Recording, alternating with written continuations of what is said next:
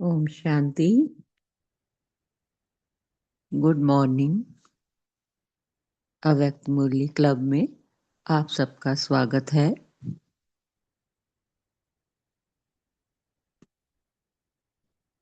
ओम शांति। तो कल हमने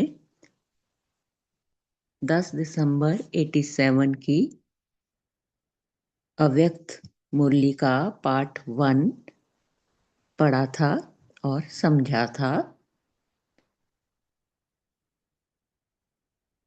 भाई जी, मेरी आवाज क्लियर है ना?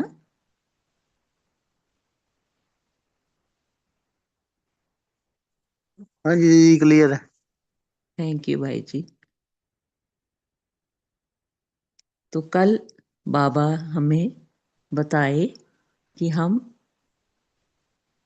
एक डील करते हैं परमात्मा से, सौदा करते हैं कि मेरा ये तन मन धन संबंध सब तेरा। तो बाबा कहते, तो मेरा भी सब आप बच्चों का। तो हम इस सस्ते सौदे में बाबा से क्या कुछ नहीं प्राप्त कर लेते हैं। तन में सदा तंदुरुस्ती, मन में सदा खुशी और धन के भंडार भरपूर। ज्ञान धन से जब भरपूर होते हैं तो विनाशी धन जो है वो भी हमारे पास आ ही जाता है। और संबंधों में निस्वार्थ स्नेह, बाप से सारे संबंध जब हम बनाते हैं तो भरपूर स्नेह बाप से हमें मिलता है और गारंटी मिलती है, अनेक जन्मों की गारंटी मिलती है। तो अपना कखपन देकर बाप से हम श्रेष्ठ सौदा कर लेते हैं, शक्तियां और गुण प्राप्त कर लेते हैं। जब हम दिल से बाबा कहते हैं तो सेकंड में हम गुणों के, शक्तियों के, ज्ञान के बादशाह बन जाते हैं, भरपूर हो जाते हैं। अब पार्ट 2 में बाबा हमें फिर से यही रिपीट कर रहे हैं कि जितना हम हिम्मतवान बनते जाएंगे, खुले दिल से सौदा करेंगे, तो उतना ही हम गुणों और शक्तियों से भरपूर होंगे। बाप के पास तो इन खजानों का अखुट सागर है। ये सागर कभी भी घुटता नहीं है। तो इस सागर में डूबकर मनन चिंतन कर हम शक्तियों से भरपूर होते जाते हैं। तो अब हम इस मुरली का पार्ट 2 पढ़ते हैं। ओम शांति। अव्यक्त बाप दादा मधुबन, पार्ट 2, तन मन धन और संबंध का श्रेष्ठ सौदा। सर्व खजानों के अखुट भंडार, सर्व शक्तियों के दाता रत्नागर बाप अपने परमात्म सौदागर बच्चों प्रति बोले, आजकल के चाहे भक्ति के नामी ग्रामी, धन के नामी ग्रामी और चाहे किसी भी ऑक्यूपेशन के नामी ग्रामी अपने ही कार्य में बिजी हैं, लेकिन आप साधारण आत्माओं ने बाप से सौदा कर लिया। आगे बाबा हमसे पूछ रहे हैं, पांडवों ने पक्का सौदा कर लिया ना?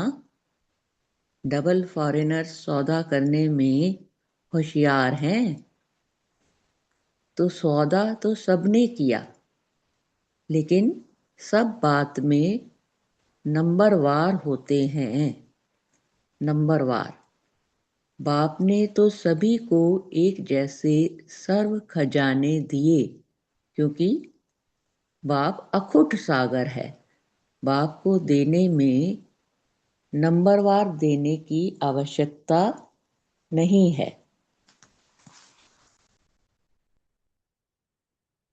बाप को देने में नंबरवार देने की आवश्यकता नहीं है।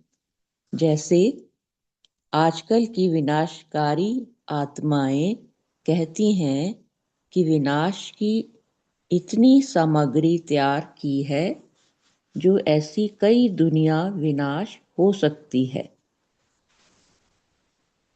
जो यादव हैं उनके पास तरह तरह के बॉम्ब्स, एटॉमिक बॉम्ब्स हैं, तो वो शान से कहते हैं कि इतनी सामग्री है उनके पास कि इस तरह की कई दुनिया वो विनाश कर सकते हैं। तो लेकिन बाप भी कहते हैं कि बाप के पास भी इतना खजाना है, जो सारे विश्व की आत्माएं आप जैसे समझदार बन सौदा कर ले तो भी अखुट है। जितनी आप ब्राह्मणों की संख्या है, उससे और पदम गुणा भी आ जाए तो भी ले सकते हैं। इतना अथाह खजाना है। लेकिन लेने वालों में नंबर हो जाता है। खुले दिल से सौदा करने वाले हिम्मतवान थोड़े ही निकलते हैं। तो बाबा कह रहे कि जो खुले दिल से सौदा कर लें, बाबा को अपना बना लें, दिल से स्नेह से बाबा को अपना बना लें, तो उनको बाबा अथाह शक्तियों गुणों से भरपूर कर देते हैं। तो खुले दिल से सौदा करने वाले हिम्मतवान थोड़े ही निकलते हैं। ये बाबा कह रहे हैं कि ऐसे हिम्मतवान थोड़े हैं। इसलिए दो प्रकार की माला पूजी जाती है, कहाँ अष्टरतन और कहाँ 16,000 का लास्ट दाना। कितना अंतर हो गया। सौदा करने में तो एक जैसा ही है। लास्ट नंबर भी कहता बाबा और फर्स्ट नंबर भी कहता बाबा। शब्द में अंतर नहीं है। सौदा करने की विधि एक जैसी है और देने वाला दाता भी एक जैसा देता है। तो बाबा कह रहे कि क्या विधि क्या है। प्यार से स्नेह से बाबा कहा, बाबा मेरा बाबा, प्यारा बाबा आ जाओ मदद करो। तो जो बाबा से स्नेह से अधिकार से बाबा कहता, तो बाबा हाजिर हो जाता है हर गुण हर शक्ति को देने के लिए।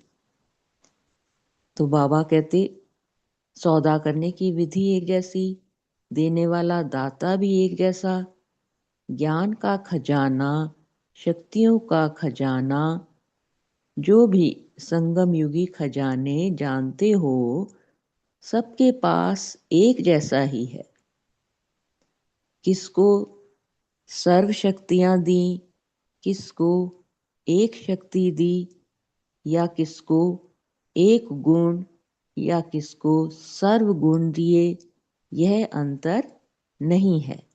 तो बाबा ने हम सब बच्चों को सर्व शक्तियों से, सर्व गुणों से नवाजा है।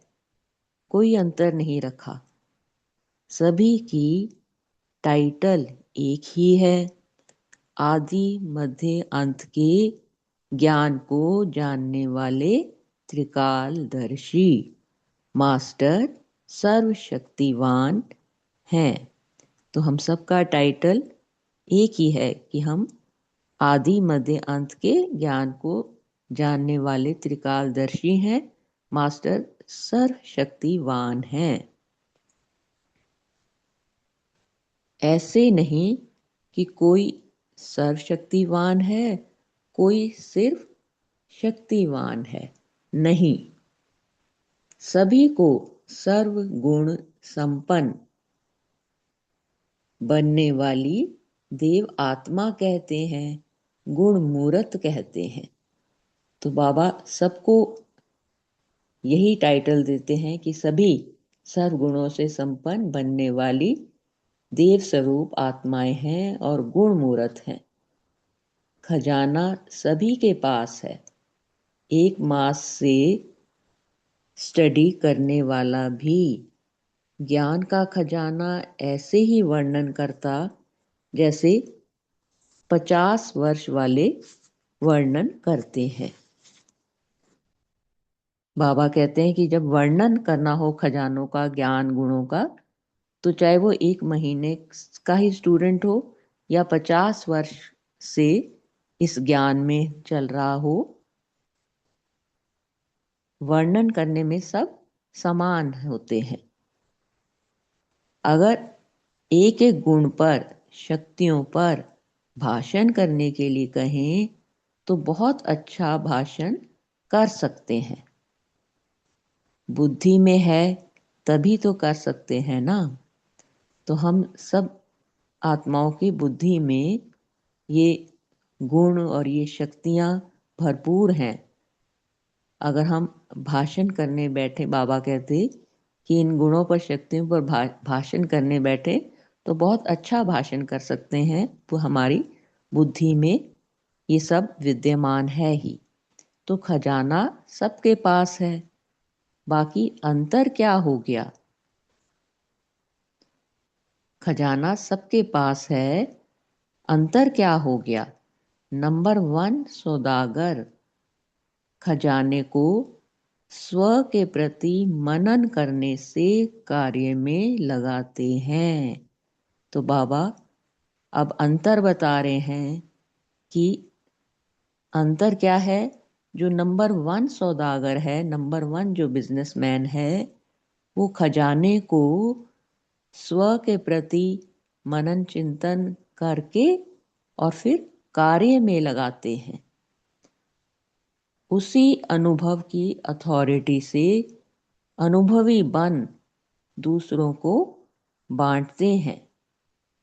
तो जब हम किसी भी गुण और शक्ति का मनन करते हैं, चिंतन करते हैं, तो उसको फील करते हैं, तो हम उस अनुभव की अथॉरिटी से भरपूर होते हैं। बाबा कहते हैं ना, अपनी घोट तो नशा चढ़े। तो जिस गुण का, जिस शक्ति का हम जितना अपने भीतर मनन चिंतन करते जाएंगे, उतना ही उसका हम स्वरूप बनेंगे, उसे अनुभव कर पाएंगे और फिर दूसरों को भी बांटते जाएंगे। दूसरा कह रहे बाबा, कार्य में लगाना अर्थात खजाने को बढ़ाना। फिर उन गुणों को, शक्तियों को समय प्रमाण कार्य में लगाना है, तभी ये खजाने बढ़ते हैं। एक हैं सिर्फ वर्णन करने वाले और दूसरे हैं मनन करने वाले। तो मनन करने वाले जिसको भी देते हैं, वह स्वयं अनुभवी होने के कारण दूसरे को भी अनुभवी बना सकते हैं। वर्णन करने वाले दूसरे को भी वर्णन करने वाला ही बना देते हैं। महिमा तो करते रहेंगे लेकिन अनुभवी नहीं बनेंगे। तो बाबा कहते कि अगर हम सिर्फ वर्णन करते हैं और अनुभव नहीं करते हैं इन गुणों शक्तियों को, तो जो सुनने वाला है वो भी वैसा ही बनेगा। सिर्फ वर्णन तो कर पाएगा लेकिन अनुभव नहीं कर पाएगा। वो स्वयं महान नहीं बनेंगे लेकिन महिमा करने वाले बनेंगे। तो वो बहुत अच्छा ये तो बोलेंगे, ब्रह्मा कुमारी का ज्ञान बहुत अच्छा है, ये बहुत अच्छे हैं, ऐसा तो वो महिमा करेंगे, लेकिन खुद महान बने, इतना इतने शक्तिशाली वो नहीं बन पाएंगे कि वो खुद भी महान बन जाए। तो नंबर 1 अर्थात मनन शक्ति से खजाने के अनुभवी बन अनुभवी बनाने वाले। तो नंबर 1 माना जो मनन शक्ति से खजाने के अनुभवी बनते हैं और दूसरे को भी अनुभवी बनाते हैं, अर्थात दूसरे को भी धनवान बनाने वाले, दूसरे को भी संपन्न बनाने वाले। इसलिए उन्हों का खजाना सदा बढ़ता जाता है और समय प्रमाण स्वयं प्रति और दूसरों के प्रति कार्य में लगाने से सफलता स्वरूप सदा रहते हैं। तो जब हम किसी भी गुण को, किसी भी शक्ति को समय प्रमाण कार्य में लगाते हैं, माना कभी ऐसी परिस्थिति आई जब हमें सहन करना है तो हमें वो सहन शक्ति है, या कभी ऐसी परिस्थिति जब सामना करना है तो सामना करने की भी शक्ति है, तो वो सदा सफलता स्वरूप बन जाते हैं। शक्तियों को, गुणों को समय प्रमाण लगाने से सफलता स्वरूप सदा रहते हैं। सिर्फ वर्णन करने वाले दूसरे को भी धनवान नहीं बना सकेंगे। तो अगर सिर्फ वर्णन करें और अनुभव ना करें और उन गुणों शक्तियों को कार्य में ना लाएं तो हम भी गरीब रह जाएंगे और दूसरे को भी हम धनवान नहीं बना सकेंगे। और अपने प्रति भी समय प्रमाण जो शक्ति, जो गुण, जो ज्ञान की बातें यूज करनी चाहिए वह समय पर नहीं कर सकेंगे। इसलिए खजाने के भरपूर स्वरूप का सुख और दाता बन देने का अनुभव नहीं कर सकेंगे। धन होते भी धन से सुख नहीं ले सकते, शक्ति होते भी समय पर शक्ति द्वारा सफलता पा नहीं सकते, गुण होते भी समय प्रमाण उस गुण को यूज नहीं कर सकते, सिर्फ वर्णन कर सकते, सिर्फ वर्णन करते रहते हैं, लेकिन इन इन सब गुणों का, धन का सुख नहीं ले पाते हैं और सफलता मूर्त नहीं बन पाते हैं, समय प्रमाण यूज नहीं कर पाते हैं।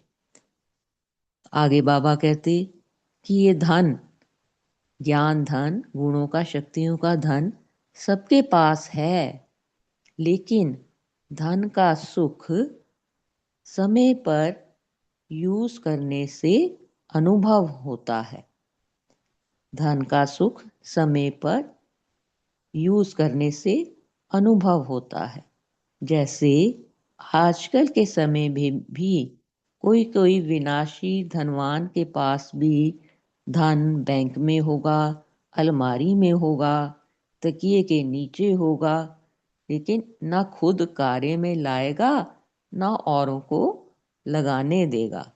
तो कई जो लोभी प्रवृत्ति वाले होते हैं वो संग्रह तो करते रहते हैं धन का, अलग अलग जगह, बैंक में, अलमारी में, तकिए के नीचे, लेकिन ना तो यूज करेगा और ना दूसरों को यूज करने देगा, ना स्वयं लाभ लेगा ना दूसरों को लाभ देगा।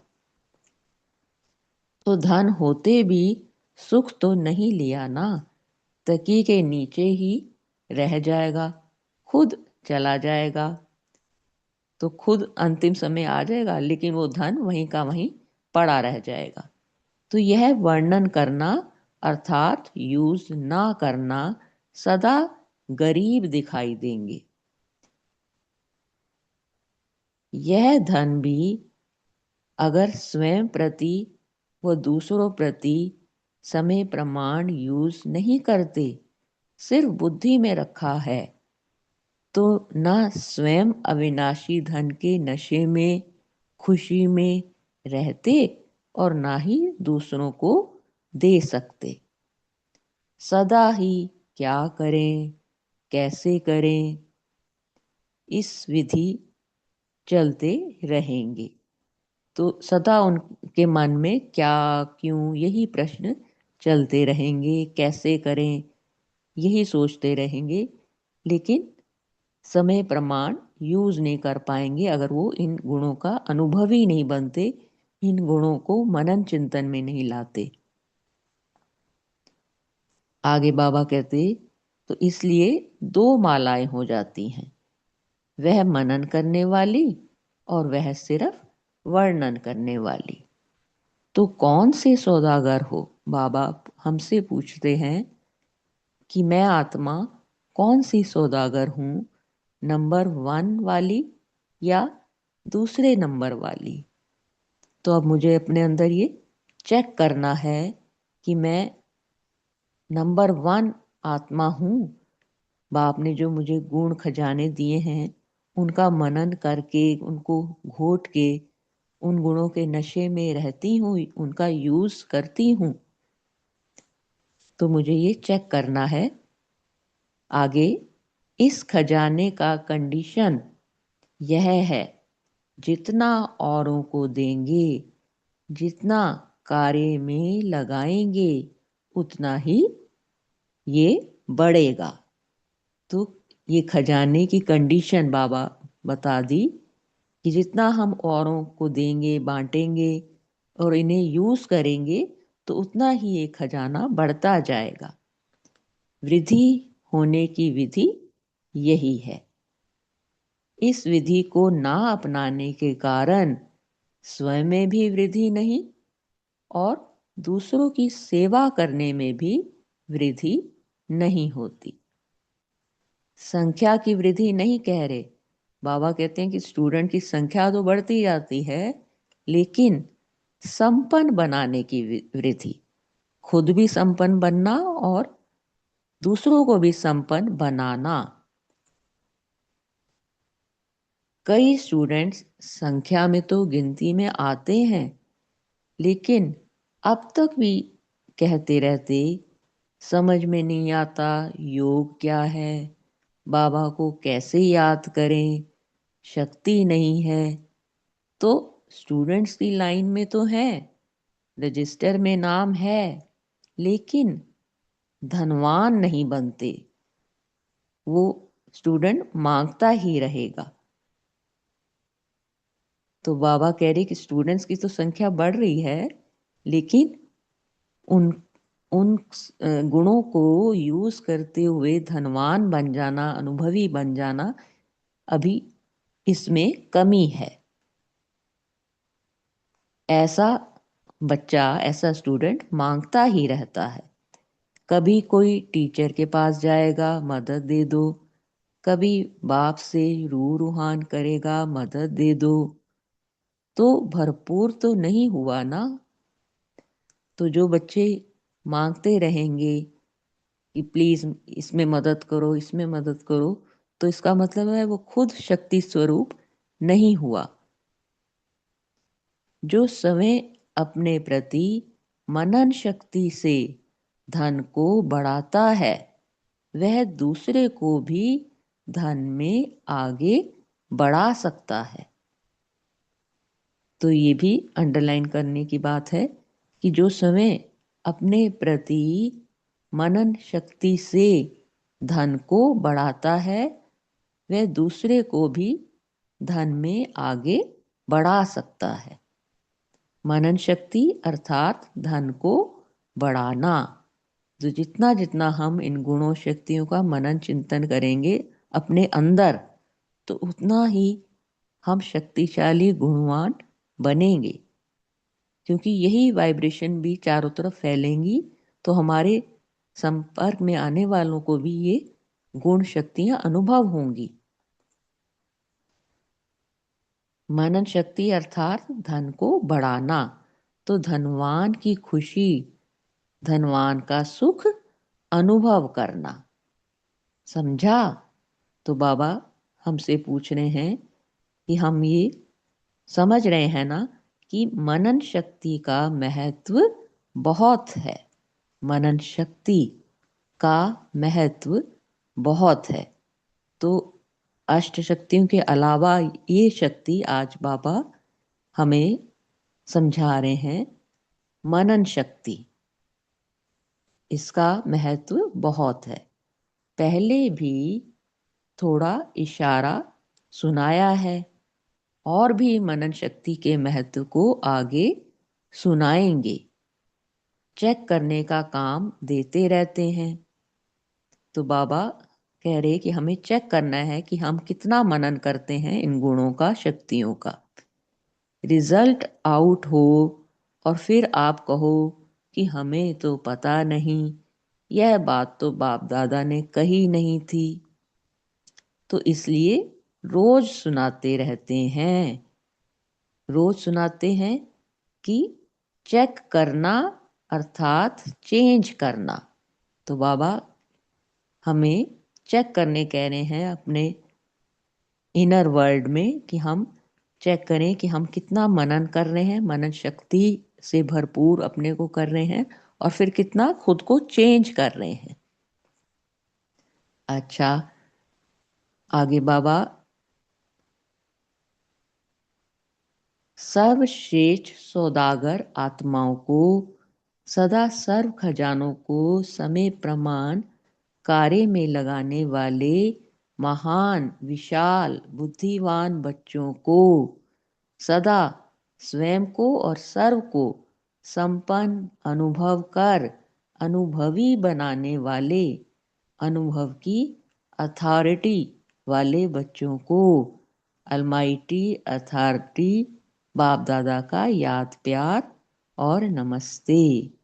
तो हम बच्चों को भी ऐसा संपन्न भरपूर और अनुभवी बनाने वाले बाप दादा को भी याद प्यार और नमस्ते। आगे पार्टियों से अव्यक्त बाप दादा की मुलाकात है ईस्टर्न जोन से। बाबा कहते ईस्ट से सूर्य उदय होता है ना, तो ईस्टर्न जोन अर्थात सदा ज्ञान सूर्य उदय है ही। ईस्टर्न वाले अर्थात सदा ज्ञान सूर्य के प्रकाश द्वारा हर आत्मा को रोशनी में लाने वाले, अंधकार समाप्त करने वाले। सूर्य का काम है अंधकार को खत्म करना। तो आप सब मास्टर ज्ञान सूर्य अर्थात चारों ओर का अज्ञान समाप्त करने वाले हो ना। तो बाबा हम सब बच्चों को ये कह रहे हैं कि हम मास्टर ज्ञान सूर्य हैं। सभी इसी सेवा में बिजी रहते हो। बाबा पूछ रहे हैं कि इसी सेवा में बिजी रहते हो या अपनी ही अपनी या प्रवृत्ति की परिस्थितियों के झंझट में ही फंसे रहते हो। तो ये बाबा फिर से हमें चेक करने को कह रहे हैं कि हमें सेवा में बिजी रहना है। सूर्य का काम है रोशनी देने के कार्य में बिजी रहना, चाहे प्रवृत्ति में, चाहे कोई भी व्यवहार में हो, चाहे कोई भी परिस्थिति सामने आए, लेकिन सूर्य रोशनी देने के कार्य के बिना रह नहीं सकता। तो ऐसे मास्टर ज्ञान सूर्य हो या कभी उलझन में आ जाते हो। तो बाबा हमसे फिर पूछ रहे हैं कि हमें मास्टर ज्ञान सूर्य बनना ही है। पहला कर्तव्य है ज्ञान की रोशनी देना।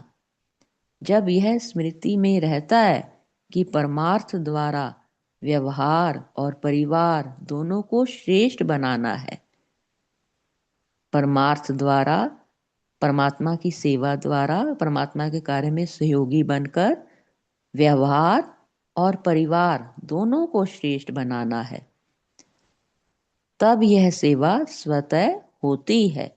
जहाँ परमार्थ है वहाँ व्यवहार सिद्ध और सहज हो जाता है। तो मतलब हमारे और संबंध जो भी हैं ब्राह्मण परिवार के अलावा, जो हमारे संबंध हैं लौकिक में, तो वहाँ पर भी हमारा इंटरेक्शंस, जो हमारा व्यवहार है वो मीठा होता जाता है, सहज हो जाता है। और परमार्थ की भावना से परिवार में भी सच्चा प्यार एकता स्वतः ही आ जाती है। तो चाहे ब्राह्मण परिवार चाहे लौकिक परिवार, जब गॉड की गॉडली सर्विस में हम होते हैं तो सच्चा प्यार और एकता स्वतः आ जाती है। तो परिवार भी श्रेष्ठ और व्यवहार भी श्रेष्ठ।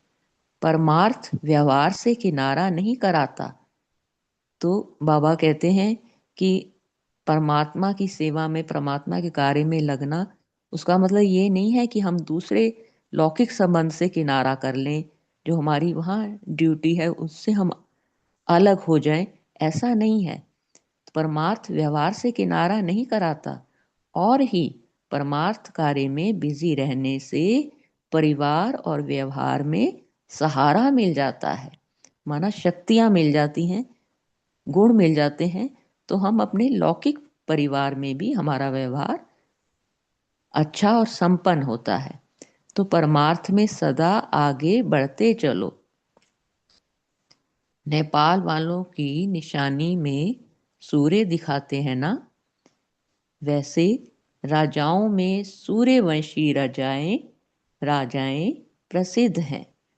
तो जो सूर्यवंशी हैं वही सबसे ज्यादा प्रसिद्ध और श्रेष्ठ माने जाते हैं। तो आप भी मास्टर ज्ञान सूर्य सबको रोशनी देने वाले हो। तो बाबा ने हम सबको ऐसा ही बनाया है, मास्टर ज्ञान सूर्य, सबको रोशनी देने वाले। अच्छा, ओम शांति। थैंक यू बाबा, थैंक यू आप सबका। अभी हम 1 मिनट परमात्मा की याद में रुककर रहकर फिर अपना अपना मनन चिंतन पेश करेंगे। ओम शांति।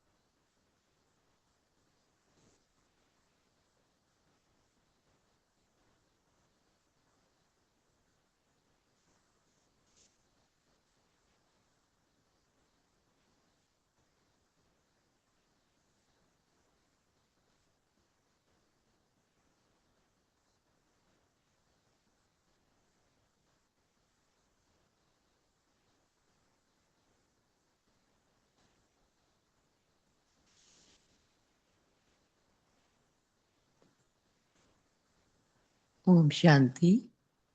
हाँ जी, नमिता बहन, आप अपना मनन चिंतन रखिए। ओम शांति दीदी। ओम शांति। बाबा ने आज बोले, बाबा से जो खजाना हमको मिला, उस खजाना को अपने प्रति और अनुभवी बन, खुद अनुभवी बन दूसरों के प्रति भी यूज करना है। क्योंकि जितना हम बाबा का खजाने को अपने अंदर मनन चिंतन करेंगे, जितना उसको यूज करेंगे, तो उतना वो बढ़ेंगे। तो पहले अपने अपने के लिए यूज करेंगे, पहले अपने के लिए यूज करेंगे, फिर अथॉरिटी बनेंगे, फिर अनुभव की अथॉरिटी से दूसरों की सेवा में यूज करेंगे, तो ये बढ़ेगी। तो बाबा कहते हैं, नंबर 1 सौदागर अर्थात मनन शक्ति से खजाने के अनुभवी बनाने वाले, इसको बाबा नंबर 1 सौदागर कहते हैं।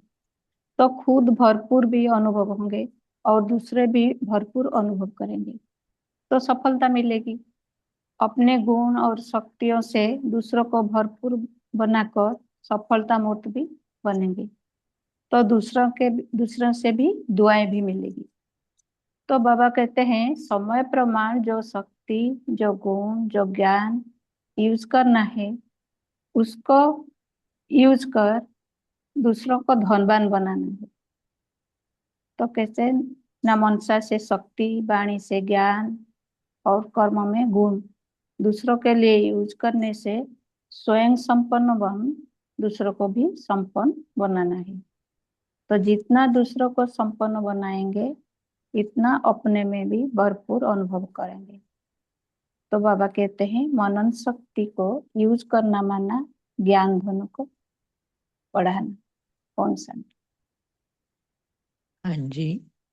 तो बाबा ने यहाँ मनन शक्ति का बहुत महत्व बताया है। महत्व, हाँ, बाबा ने मनन शक्ति को बढ़ाने हाँ, के लिए बाबा ने बोला जितना अपने हम, हाँ, हाँ जितना हम मनन शक्ति बढ़ाएंगे इतना हम अंदर में भी भरपूर अनुभव करेंगे, तो हाँ। दूसरों को भी भरपूर करा पाएंगे।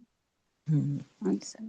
बात कहते हैं ना, अपनी घोट तो नशा चढ़े। नशा चढ़े। हाँ, अपनी गोड़ तो नशा चढ़े। हाँ, नशा चढ़ता है, खुशी अनुभव होती है, हम हाँ अनुभव जी। दे जाते हैं जी। हाँ जी, रीमा बहन। ओम शांति। प्यारे बाप दादा ने हम सभी को ज्ञान के कितने अखुट खजाने दिए हैं। तो बाबा कहते हैं कि ज्ञान सिर्फ मुख से सुनना, कान से सुनना या मुख से सुनाना सिर्फ वहीं तक ना रह जाए, लेकिन धारणा में कितना है ना। तो धारणा में कब आएगा? जब हम मनन करेंगे। तो हमारा संकल्प, हमारी दृष्टि कैसी हो, हमारा व्यवहार कैसा हो, हमारा बोल कैसा हो, ये ज्ञान के आधार से हो। तो बाबा कहते हैं कि नंबर वन जो क्वालिटी की आत्माएं हैं, जो ज्ञान को अपने चेहरे से और चाल चलन से, व्यवहार से प्रत्यक्ष करें, है ना। सिर्फ सुनाने वाले तो आजकल कितने यूट्यूब पे भी सुना रहे हैं सब, लेकिन प्रत्यक्षता बाबा की कैसे होगी? जब हमारे व्यवहार से हमें देख के कि अरे इनको तो, इनका तो व्यवहार, इनके गुण, इनकी कितनी प्रति, इनके शक्ति, ये कैसे एक अलौकिकता नजर आए हमारे में, है ना। तो वो कैसे आएगी? जब हम ज्ञान को अपने में यूज करेंगे। बाबा कहते हैं कि अ, एक मुरली ही अगर हमने अच्छे से अपने धारणा में कर ली बाबा की वाणी, तो उससे भी हो जाता है। वो कितना ज्यादा हमारा व्यवहार बदल जाता है अगर उसको ही हमने प्रैक्टिकल में यूज कर लिया, अपने ऊपर अप्लाई किया, है ना। तो इसलिए बाबा कह रहे हैं कि इतना ये क्वालिटी पर ज्यादा ध्यान देना है। कि एक अव्यक्त वाणी में बाबा ने कहा कि ज्ञान के सिर्फ सुनने सुनाने के अगर 1 नंबर हैं, तो धारणा स्वरूप के 10 नंबर हैं, है ना। जी। ज्ञान सुनाने को नहीं मिल रहा है, लेकिन आपके धारणा से दूसरों को अगर लग रहा है, तो उसकी ज्यादा आपके नंबर हैं। तो इसलिए हमें मनन करके अपने अंदर प्रैक्टिकल में ज्ञान को समाना है और तब प्रत्यक्ष करना है। ओम शांति। जी, बहुत अच्छा। सावित्री बहन, आप बताएं। जी सावित्री बहन। हाँ। सिस्टर, हाँ जी, सभी को ओम शांति। तो सबसे पहले जो बाबा ने स्वयं प्रति म- मनन शक्ति से धन को बढ़ाता और वह दूसरे को भी धन में आगे बढ़ा सकता है। तो मनन शक्ति को कैसे बढ़ाया जाएगा? मनन शक्ति अर्थात मतलब हर एक ज्ञान रतन, जैसे कोई भी ज्ञान रतन, जैसे बाबा ने इस मुरली में का सागर के तले में जब जाकर हम अंतर्मुखी बनकर हर ज्ञान की गोहिता में जाते हैं, तो उसका क्या होता है कि सिर्फ पॉइंट रिपीट हमें नहीं करना है, लेकिन हर एक पॉइंट का राज क्या है, तो हर पॉइंट से नशा क्या चढ़ सकता है, तो हर पॉइंट को किस समय और किस विधि से कार्य में लगाना है। तो इस पॉइंट, हर पॉइंट से क्या होता है कि हम हर आत्माओं के प्रति सेवा भी किस विधि से कार्य में लगा सकते हैं। तो ये जो बाबा ने मनन के साथ वर्णन किया है, तो वर्णन किसका करना है? वर्णन हम तभी कर सकते हैं अगर मेरी मनन शक्ति अच्छी होगी। तो मनन शक्ति द्वारा जब मैंने उस पॉइंट को, उस मनन शक्ति को 100 शक्ति बनाई, अपनी शक्ति बनाई, तो उस शक्ति द्वारा मैं वर्णन भी कर सकती हूँ। और वर्णन करने से क्या होता है कि दूसरों की भी सेवा हो जाती है। और मुझे सेवा का, जैसे बाबा ने आज बहुत ही अच्छा लास्ट के जो पॉइंट बताए मुझे बहुत अच्छे लगे कि ज्ञान की रोशनी।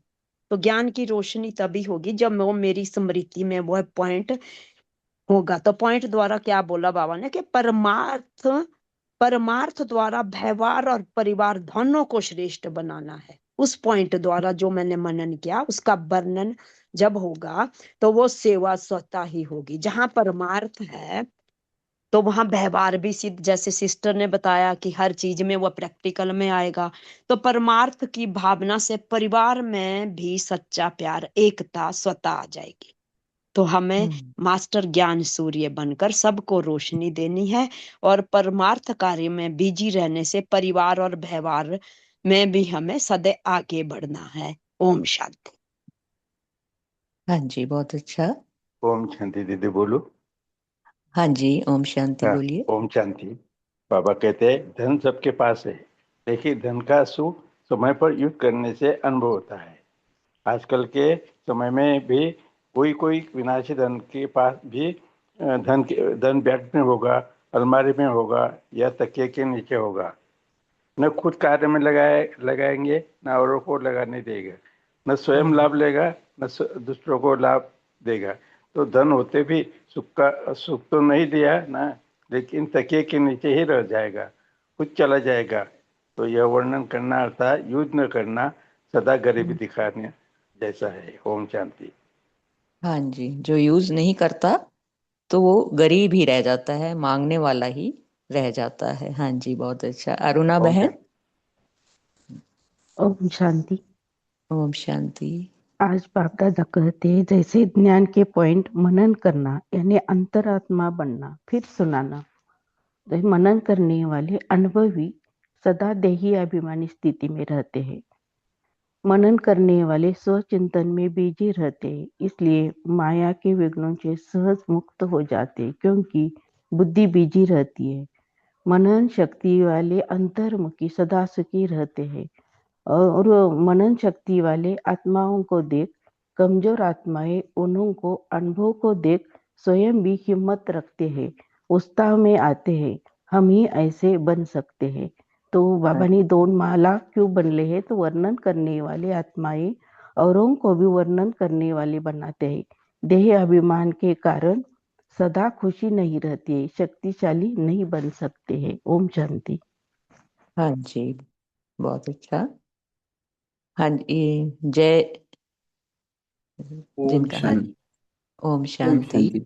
ओम शांति दीदी। आज आज की बाबा की मुरली 2 पॉइंट्स में है, ऐसा अनुभव होता है।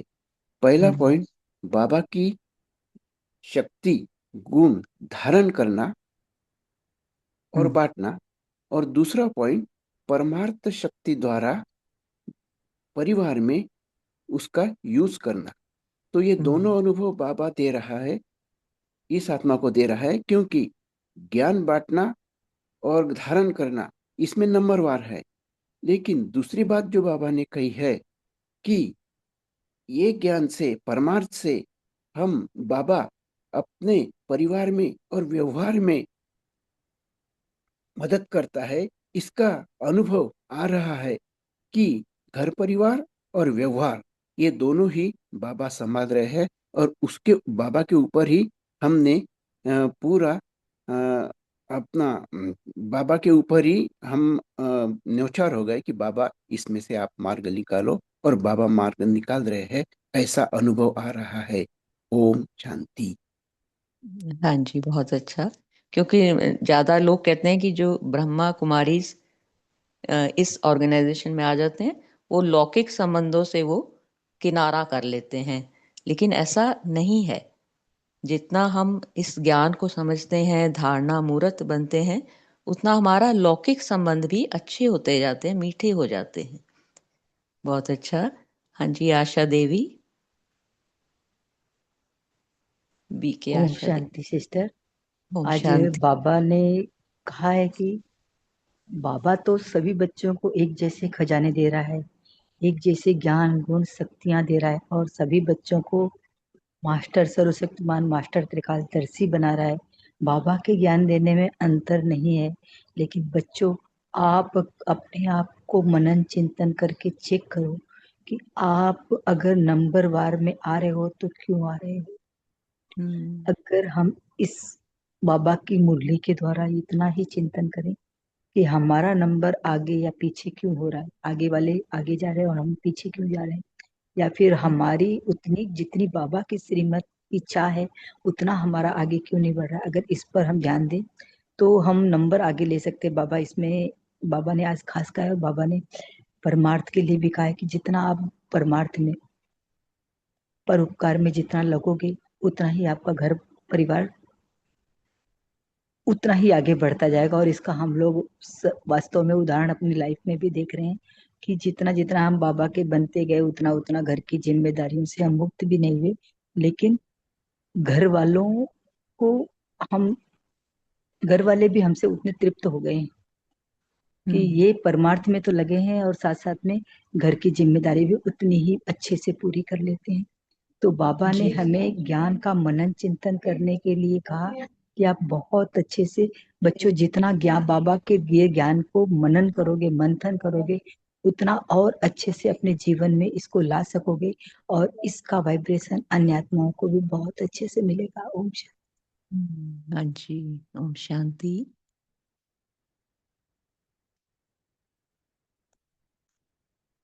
तो अभी आज का होमवर्क भी यही रहेगा कि हम किसी भी एक गुण को या एक शक्ति को लेकर उसका मनन चिंतन करें, उसको अच्छी तरह से मंथन करें, उसकी डेप्थ में डीपनेस में उस गुण की डेप्थ में जाएं, गहराई में उतरें, ताकि वो गुण वो हमारा स्वरूप बने और हमारे व्यवहार में नजर आए। तो यही होमवर्क यही रहेगा।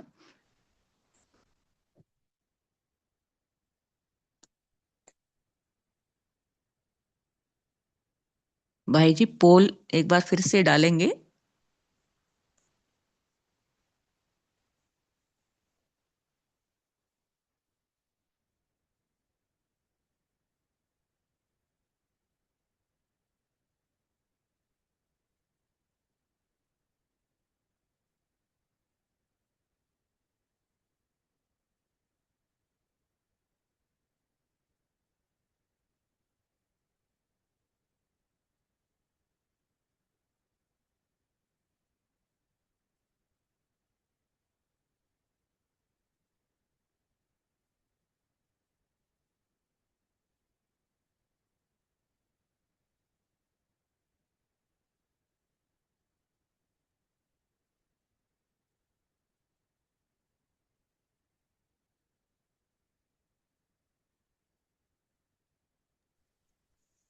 शुक्रिया बाबा, शुक्रिया दीदी, शुक्रिया सभी फरिश्तों का इस काल से जुड़ने के लिए। ओम शांति।